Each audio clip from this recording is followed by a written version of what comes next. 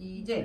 एके दिवशी शंकर पार्वती कैलास पर्वतावर बसले होते। पार्वतीने शंकराला विचारलं, महाराज, सर्व व्रतात चांगलं असं व्रत कोणते? श्रम थोडे आणि फळ पुष्कळ असं एखादं व्रत असेल तर मला सांगा, आणि मी कोणत्या पुण्याने आपले पदरी पडले तेही मला सांगा. तेव्हा शंकर म्हणाले, जसं नक्षत्रात चंद्र श्रेष्ठ, ग्रहात सूर्य श्रेष्ठ, 4 वर्णात ब्राह्मण श्रेष्ठ, देवात विष्णू श्रेष्ठ, नद्यात गंगा श्रेष्ठ, त्याप्रमाणे हरितालिका हे व्रत सर्वात श्रेष्ठ आहे. ते तुला सांगतो. तेच तू पूर्वजन्मी हिमालय पर्वतावर केलंस आणि त्याच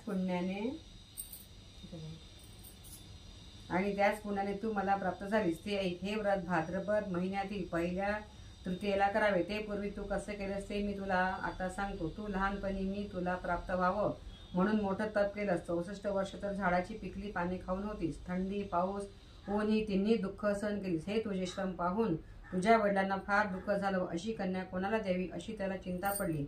इतक्यात तिथे नारद मुनी आले. हिमालयाने त्यांची पूजा केली व येण्याचं कारण विचारलं. तेव्हा नारद म्हणाले, तुझी कन्या उपवर झाली आहे. ती विष्णूला द्यावी. तो तिचा योग्य नवरा आहे. त्यांनीच मला तुझकडे मागणी करण्यास पाठविले आहे. म्हणून इथे मी आलो आहे. हिमालयाला मोठा आनंद झाला. त्यांनी ही गोष्ट कबूल केली. नंतर नारद तेथून विष्णूकडे आले. त्यांना ही हकीकत कळवली व आपण निघून दुसरीकडे गेले. नारद गेल्यावर तुझ्या वडिलांनी ही गोष्ट तुला सांगितली. ती गोष्ट तुला रुचली नाही. तू रागावलीस. असं पाहून तुझ्या सखीने रागावण्याचं कारण विचारलं. तेव्हा तू सांगितलंस, महादेवा वाचून मला दुसरा पती करणे नाही असा माझा निश्चय आहे. असं असून माझ्या वडिलांनी मला विष्णूला देण्याचं कबूल केलं आहे. ह्याला काय उपाय करावा? मग तुला तुझ्या सखीने एका घोर अरण्यात नेलं. तिथे गेल्यावर एक नदी दृष्टीस पडली.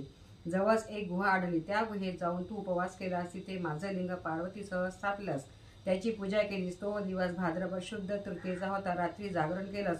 त्या पुण्याने इथलं माझं असं झालं. नंतर मी तिथे आलो. तुला दर्शन दिलं आणि वर मागण्यास सांगितले. तू म्हणालीस, तुम्ही माझे पती व्हावं, याशिवाय दुसरी इच्छा नाही. नंतर ती गोष्ट मी मान्य केली. मी गुप्त झालो.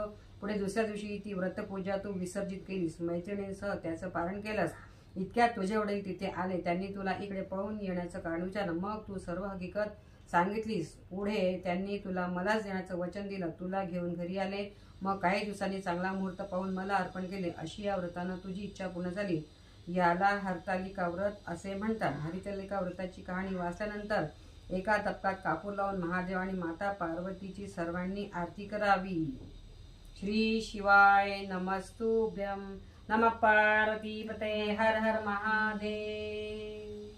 हरतालिका माता की जय.